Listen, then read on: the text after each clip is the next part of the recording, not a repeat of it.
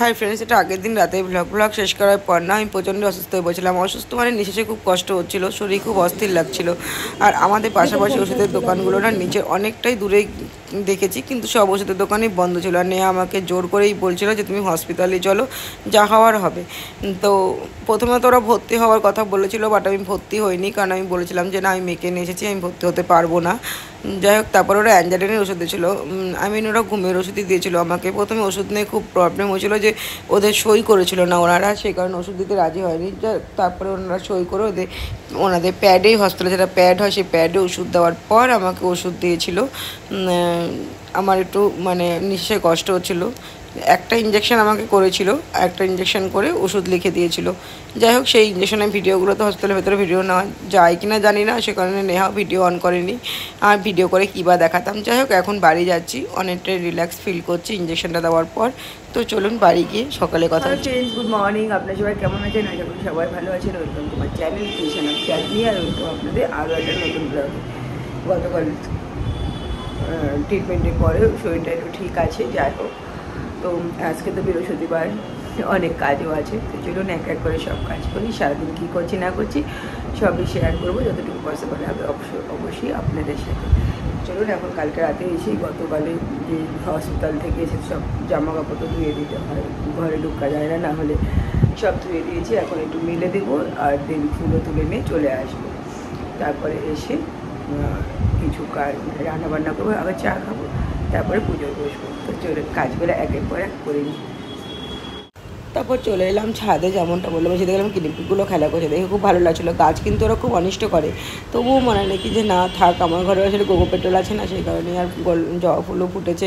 আর যেখান থেকে জল নেই, সবচেয়ে মাথা গরম হলো কিছু জানেন তো, যেখান থেকে জল নেই সেখানে দেখছি যারা এখানে যারা থাকে আর কি, কেয়ারটেকার আছে, ছেলে মেয়ে সবাইকে নিয়েই থাকে এই ফ্ল্যাটে। যাই হোক, তো যেখান থেকে জল নেই সেই কলটা আমারই লাগানো আছে। আমি যে মালিকের কাছ থেকে কিনেছি উনি বলেছিলেন যে কলটা উনি লাগিয়েছেন, সেই সূত্রে আমারই।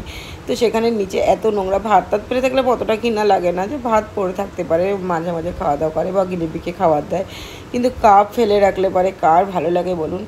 আর এসেই মাথাটা গরম হয়ে গেছে আমার আসলে। তারপরে জামাকাপড়, আর হসপিটালে জামাকাপড় ফেলে রাখবো এটা তো ইম্পসিবল, সেগুলো সব ধুয়ে টুয়ে মেলে দিলাম। আর আজকে শরীরটা একটা রিল্যাক্সও ফিল করছি। কালকে ইঞ্জেকশনটা দেওয়ার পর না সত্যি আমার খুব ভালো লেগেছিলো, জানি না একটা কিসের ইঞ্জেকশন দিয়েছে, কিন্তু আর ঘুমটাও না আমার খুব সুন্দর হয়েছে। যাই হোক, এখন তো রিল্যাক্স ফিল করছি আর কি, যেরকমটা বললাম আপনাদের।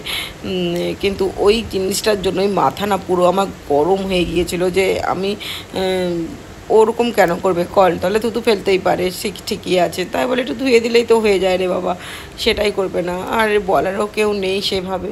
যাক, আমি ভেবেছি একটা পাইপ লাগিয়ে নেব, তারপর যা হয় দেখা যাবে। তো চলুন এবার জামা কাপড়গুলো মেলে দিই, মেলে দিয়ে নিচে যাই। ছাদ থেকে চলে এসেছি, জবা ফুল ফুটেছিল, বেশি ফোটেনি, প্রতিদিন যা কীভাবে পাওয়া যায় না। আর ছাদে এত নোংরা করে রেখেছে, বাপরে বাপ, যেখানে সেখানে ভাত ফেলে রেখেছে, কিচ্ছু বলার নেই, কিছু বলার নেই, সত্যি কথা, কিচ্ছু বলার নেই।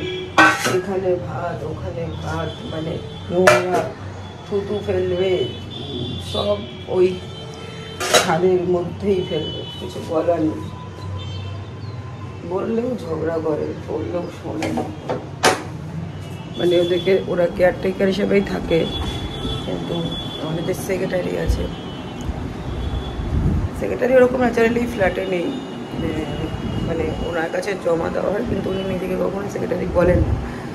যাই হোক, ওনাকে বলবো এরকম করে নোংরা করছে, যেখানে সেখানে ভাত ফেলে রেখেছে, এত খিচ লাগে না ছাদটা দেখতে, বলার কথা না। একটা ঝাঁটা নেই যে ছাদের উপরে রাখা নেই, যে ঝাড়টা দিয়ে, ঠিক আছে আমার গাছের গোড়াগুলো নোংরা হচ্ছে, নোংরা তো ওরকম কিছু হয় না, পাতা তো শুধু করে না, ওরা এটা ওটা খায়, সেই প্যাকেটগুলো যায়, একখানে করে রেখে দিলাম, ওরা তুলে ফেলে দিল, বাট এটাও করে না। কথা বলারও শক্তি পাচ্ছি না। তো চলুন আগে চাটা খেয়ে নিই। তারপর নিচে এসে প্রথমে সবজি কাটতে বসে গেলাম, যে আলু বড়ি ঝোলি করব নিরামিষের মধ্যে। নেহা খেয়ে নেবে, কারণ নেহা খাওয়ার নিয়ে ততটা প্রবলেম করে না, শুধু চালটা নিয়ে একটু প্রবলেম করে যে চালটা চিকন খাবো, চালটা মোটা চালও গলা দিয়ে নামাতে পারে না। যাই হোক চলুন সবজিগুলো কেটে নিয়ে আলু আর বড়ি চলে চলে, শুধু আলুই কাটতে হবে আর লঙ্কা একটু চিড়ে নেবো, ব্যাস হয়ে যাবে।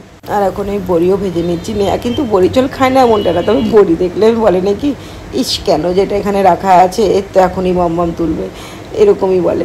আমারও সেটা খুব ভালো লাগে শুনতে। বড়ির ঝোল করে নেবো, নেহা খেয়ে নেবে, প্রবলেম কোনোই করে না ও। আর তারপর নেহা করলাম একটু দই চিড়ে বানিয়ে দিই। আমাকে এতটা গুড় দিলাম, ওটাই বলছিলাম গুড়টা কম করে দিই, আমি খেতে পারবো না, কারণ আমি সত্যি গুড় বেশি খেতে পারি না, মিষ্টি বেশি খেতে পারি না। যাই হোক একটু দই চিড়ে বানিয়ে দিল, এটাই খেয়ে নেবো, কারণ সত্যি আমি না কাজের এনার্জিটা একটু কমই পাচ্ছি আজকে। তারপর দই চিড়েটা খেয়ে নিচ্ছি, না খেয়েই পুজো করতাম, বাট পসিবল হলো না, কারণ শরীরটা তো কাল রাতের থেকেই আমার খারাপ করেছিল। যাই হোক ও অনেকটাই দই চিড়ে দিয়েছে, গুড় অনেকটাই দিয়ে দিয়েছিল। আর তারপরে দেরি না করে একদমই স্নান টান করে ঠাকুর ঘরে চলে এসেছি, আর ঠাকুর পুজো করে নিচ্ছি, কারণ নেহা বললো যে আগে ঠাকুর পুজো করে নে, আগে পেট ভরে ভাত খাও, তারপর ঘুমিয়ে পড়ো, দেখো শরীর অনেকটা ঠিক হবে। যাই হোক ছোটো হিসাবে যা বলেছে ঠিকই বলেছে, বাট আমি পুজোটা করে নিলাম, তাড়াতাড়ি করেই পুজো করেছিলাম। আর পুজো করতে একটু দেরি হয় আমার বৃহস্পতিবারে, এটা আমিও জানি। ও বললো তাড়াতাড়ি করো, আজকে একটু ভগবানকে বলে শর্টকাটে পুজো করো, সেটা কি আর পসিবল হয় না। যাই হোক পুজো করে নিলাম, মন ভরেই পুজো করেছি, ওটা কোনো মানে বলার অপেক্ষায় রাখে না, আমার কিন্তু পুজো করাও হয়ে গিয়েছে। হাই ফ্রেন্ডস, তো এখনই আমি পুজো টুজো করে এইমাত্র বিছানা আসলাম। আসলে কালকে একটা ইঞ্জেকশন দিয়েছে, সেটার জন্য খুব হাতে ব্যথা আছে, আর সব কিছু করছি না, আস্তে আস্তে আস্তে আস্তে কাজগুলো সব কমপ্লিট করে নিচ্ছি। যাই হোক এখন সবই হয়ে গেছে, আর এখন বিছানা আছে, ভেবেছি একটু পেঁপে কাটবো, পাকা পেঁপে আছে ফ্রিজে, একটু পেঁপে কেটে আজকে আর মৌসুম্বির জুস নেহাও করেনি, আর আমারও আর শরীর ইয়ে করছে না যে আমি মৌসুম্বির এখন আবার জুস করবো। যাই হোক তো ভেবেছি একটু পেঁপে কাটবো, পেঁপে কেটে পেঁপে খাবো। যদিও পেঁপেটা আমি খুব একটা বেশি ভালোবাসি না, তবুও খাবো, নষ্ট হবে নাতে। আর এইমাত্রই পূজা করে এলাম সকালে, আগে অনেক যেগুলো কালকে রাতে মানে যেহেতু আজকে বৃহস্পতিবার কাছাকাছি করি না, সেহেতু আমি কী করেছি কালকে রাতে বাড়িতে এসেই না সব কেচে দিয়েছি, শরীর খারাপ নেই কেচে দিয়েছি, যে এখন ধুলেই একমাত্র ধোয়া হয়ে যাবে, পরে থাকলে আবার জমে যাবে। তো ওগুলো আমি একদম সকালে গিয়েই মেলে দিয়ে এসেছি, আপনার সাথেও শেয়ার করেছি। আর এখনও আছে কাছাকাছি, আর নেহা পায়রাকে খাবার টাবার সব নেহাই দিয়েছে, রান্না তো সেরকম কিছুই করিনি।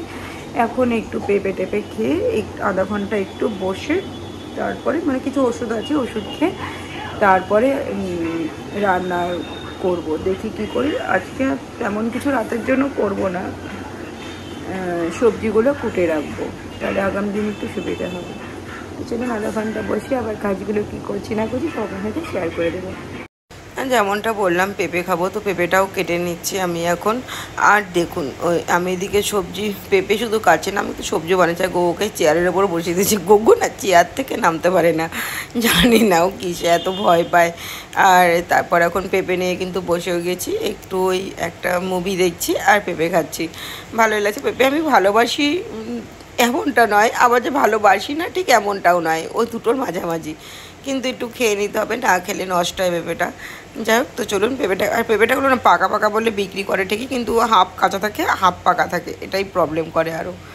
আর তারপর দেখুন এই ঘরটা কিন্তু আমি পুরো একদম ক্লিন করে নিয়েছি, ক্লিন করে নিয়ে চাদরটাও একদম সুন্দর করে বিছিয়ে দিয়েছি, আর পর্দাটা ওপারে দিক দিয়ে দিতে হবে, পর্দাটা এখন সরিয়ে খাটের ওপাশ দিয়ে দিয়ে দেবো। আর এই ঘরটাও মোটামুটি একদমই গুছিয়ে নিয়েছি আর ক্লিনও করে নিয়েছি। দেখুন নেহা কী করছে, কোন ইউটিউবে দেখেছে যে ঘিকে এরকম করে ক্রিম বানাবে, মানে ওটা নেই কতটি ঘি যে আমার নষ্ট করে দিল বলার কথা নয়, মানে আমাকে না বলেই করেছে। এটা একবার ঘি নিচ্ছে, জল নিচ্ছে, গ্লাস এরকম করে ঘুটে দিচ্ছে, মানে ক্রিম বানাবে। সত্যি বাচ্চা কাচ্চারা থাকলে এরকমই হয়, কতটি ঘি আমার নষ্ট করে দেওয়া। আমিও এবার কিন্তু এখন একটু ঘুটে দেখছি যে ক্রিম বেরোয় নাকি। তো যাই হোক লাস্টে কিন্তু এই ঘিটা আমার ফ্রিজের মধ্যে জমিয়ে আমি লাস্টে গরম জল করে আবার ওকে কিন্তু রান্নার কাজেই ব্যবহার করেছিলাম। হ্যাঁ ফ্রেন্ডস, তো আজকে আর সন্ধ্যেবেলা কোথাও বেরোনো না প্রয়োজন পড়লে তো আমি বাড়ি থেকে বেরোই না সচরাচর। যাই হোক তখন সবজিগুলো কেটে রাখবো, তখন কিছুটা সবজি কেটেছি। এখন আর নেহা ওই ঘি নিয়ে কি দেখেছে একটা ইউটিউবেই হয়তো কোনো ভিডিও, সেটাই চেষ্টা করেছে। ঘি আমি তো ঘরে বসেছিলাম আর এসে দেখছি ও ঘি নিয়ে ওরকম করে নষ্ট করে দিয়েছে সব ঘিগুলো।